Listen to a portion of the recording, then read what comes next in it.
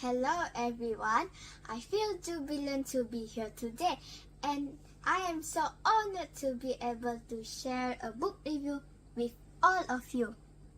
Without further ado, let me introduce myself. My name is Faith Atalia Anak Metudap and I am a Year 4 student of SK Ulu Binatang. Recently, I have bought a storybook entitled Mr. Midnight, Santa and the Evil Elves. The author of this book is James Lee. This book consists of 125 pages. Guess what? The illustration of this book cover had captured my eyes when I was in the bookstore.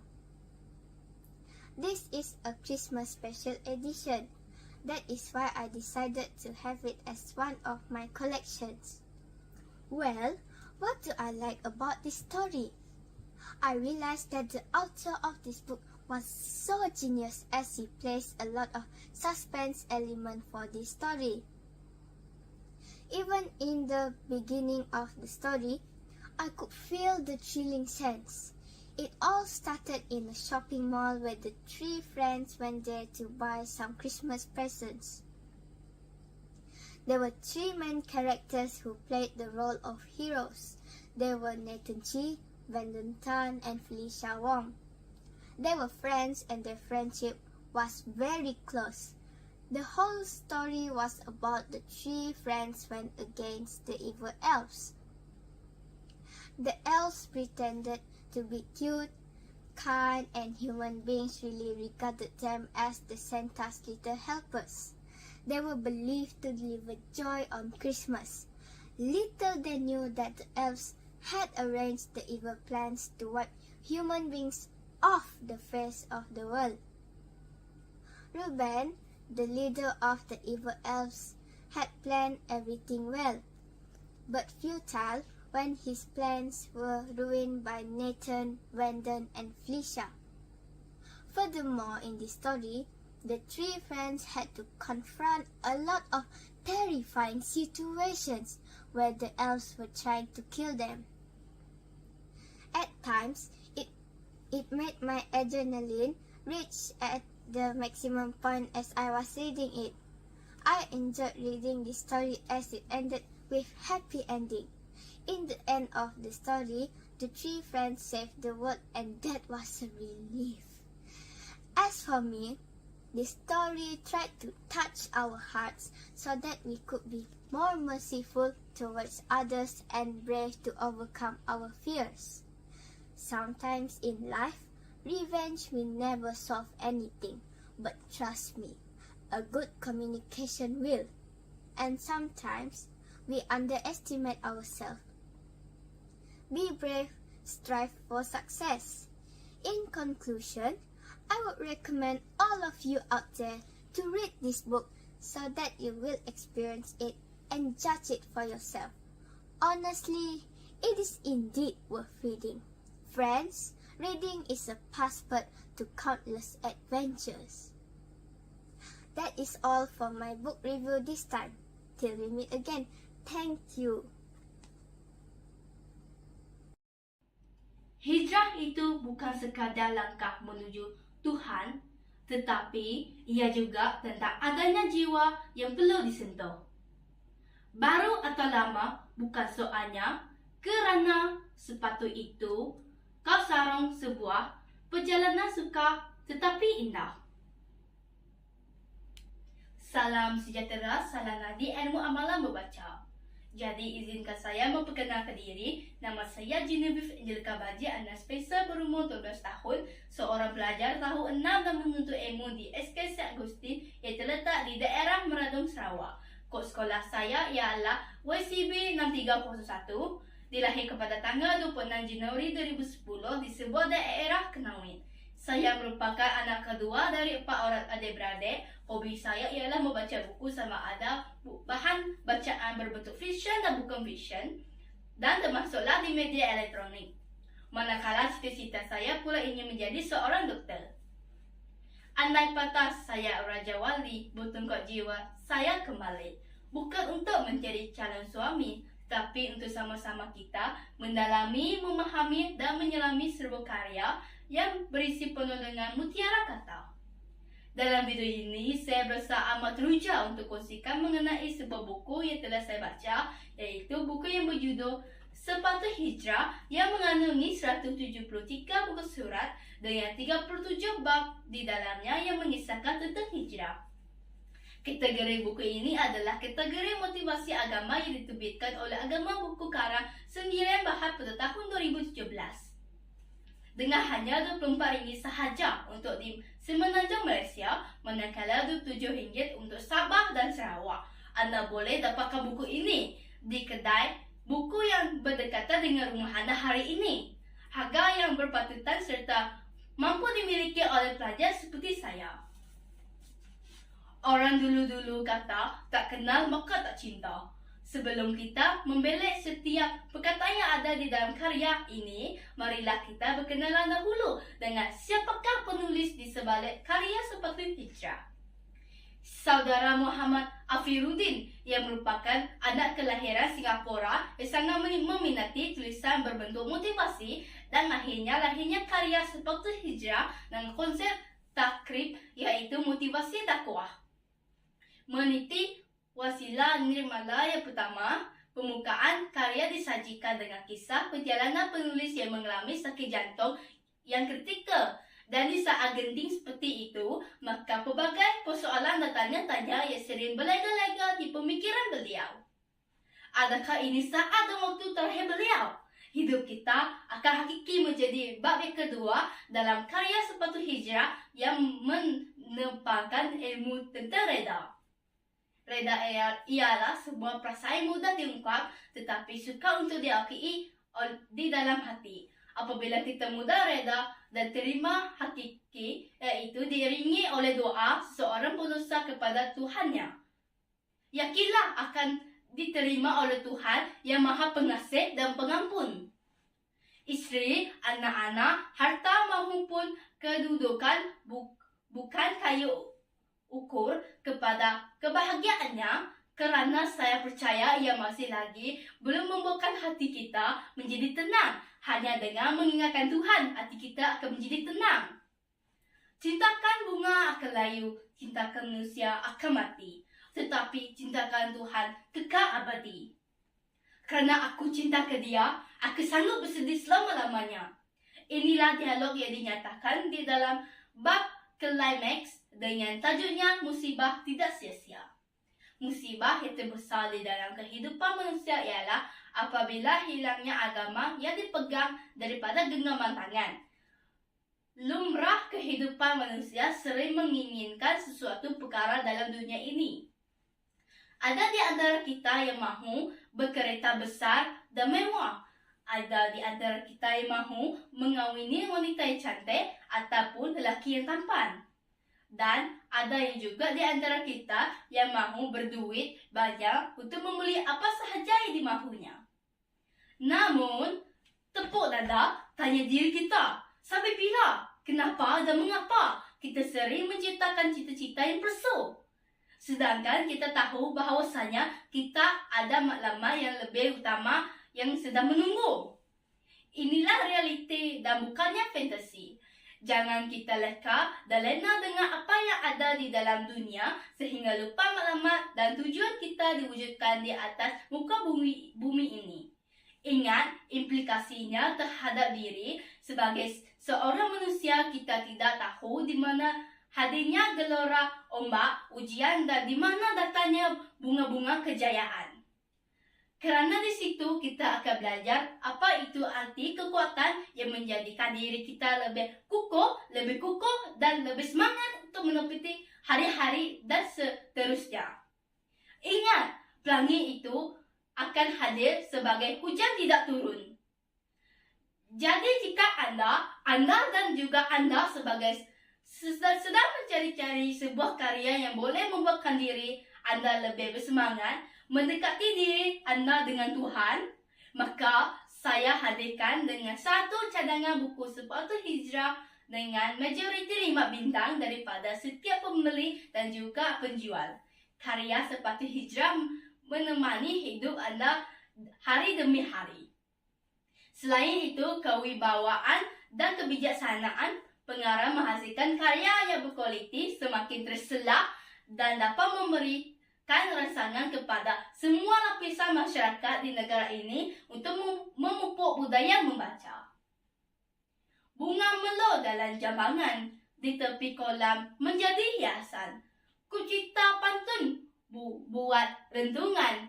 Semarak nila mempunyai warisan. Itu sahaja daripada saya. Sekian. Terima kasih.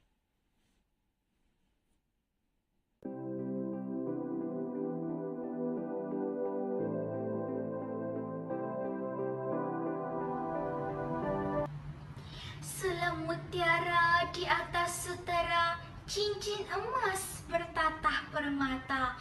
Salam sejahtera, pembuka bicara, izin saya menghujah kata. Salam sua, salam perpaduan dan salam keadilan saya ucapkan. Kata orang-orang tua, tak kenal maka tak cinta. Izinkan saya untuk memperkenalkan diri. Saya Felicinta kelima anak Andrews, pelajar tingkatan 5 dari Sekolah Menengah Kebangsaan Bandar Bintangor. Hari ini saya akan berkongsi resensi tentang sebuah buku cerita yang berjudul Jejak-jejak yang membelenggu. Jejak-jejak yang membelenggu. Berdasarkan tajuk buku cerita ini, sudah tentu kita tahu bahawa buku ini akan menceritakan tentang aktiviti lasak dan pengembaraan. Sangat menarik, bukan? Buku ini dikarang oleh Mansur bin Man dan diterbitkan oleh penerbitan Zarfan. Buku ini mempunyai harga yang mampu milik iaitu serendah RM28 sahaja. Buku ini dibahagikan kepada 8 bab dan mengandungi 132 muka surat. Buku ini sangat menarik kerana terdapat pelbagai gambar dan tulisannya juga dicetak dengan kemas. Hal ini dapat menarik minat pembaca dan menggalakkan amalan membaca dalam diri individu. Namun, buku ini kurang sesuai dibaca oleh individu yang di bawah 12 tahun. Hal ini kerana buku ini mempunyai ayat yang bombastik dan menyebabkan mereka untuk kurang faham jalan cerita dalam buku ini. Baiklah, beralih pula kita kepada rumusan buku ini. Buku ini menceritakan tentang penggembaraan yang dilalui oleh Zalim, Rizal dan Sani ketika ingin menyelamatkan Fikri yang telah ditipu oleh Tony dan teman-temannya. Tony dan teman-temannya memujuk Fikri agar mengembara bersama mereka untuk mencari harta karun di pulau yang berdekatan dengan kampung mereka. Setelah puas mendengar rayuan Tony, akhirnya Fikri pun bersetuju. Dengan hutang yang sekeliling pinggang, akhirnya Fikri pun bernekat untuk meninggalkan anak dan isterinya. Dia langsung tidak mempedulikan kata dari isteri dan anaknya. Menurut kabar angin yang sering meniti di bibir orang-orang kampung, terdapat banyak harta karun yang tersimpan di pulau yang berdekatan dengan kampung mereka. Setelah hampir dijadikan korban dalam upacara bomoh yang diupah bagi membantu mereka untuk mendapatkan harta karun tersebut, akhirnya Fikri pun tersedar bahawa dia telah diperdaya dan dipergunakan. Mujur saja, Zalim, Rizal dan Sani sempat untuk menyelamatkannya.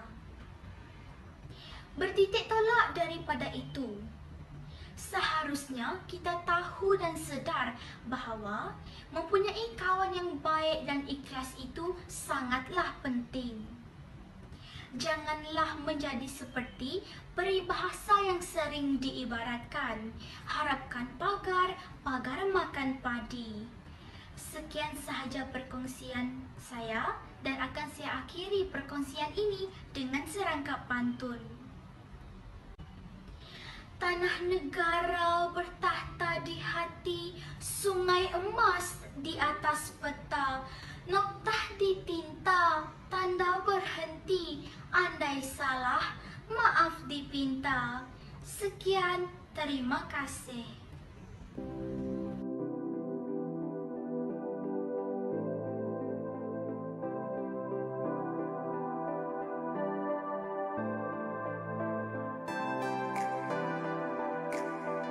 Alright, so during the MCO, what is the thing that you miss the most?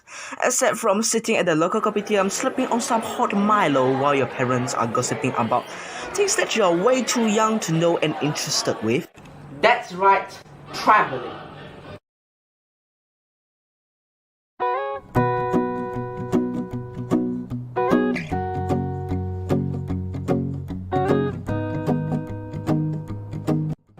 As a human being, I'm always thirsty for traveling and curious to places that I haven't been with, such as France, Germany, India, Italy, China. Those are just some of my top picks on the travel list. But as we all know, during the MCO, even going to the local food court is a risk. And I may or may not be that young to pay the enormous penalty fee. But what if I told you that there is a way to travel during the Great Lockdown session, and it is in the form of a book? I am Luis Siu from Class 3B SMK Kaichong, and today I'm going to introduce to all of you my gateway of traveling during the MCO. There we have it.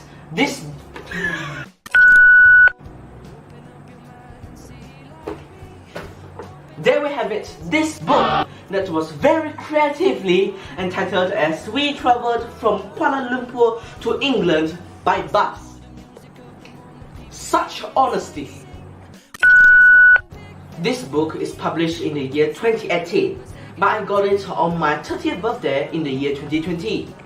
Yes, the 2020 where tissue rates, online classroom and plus 14 cards are literally everywhere.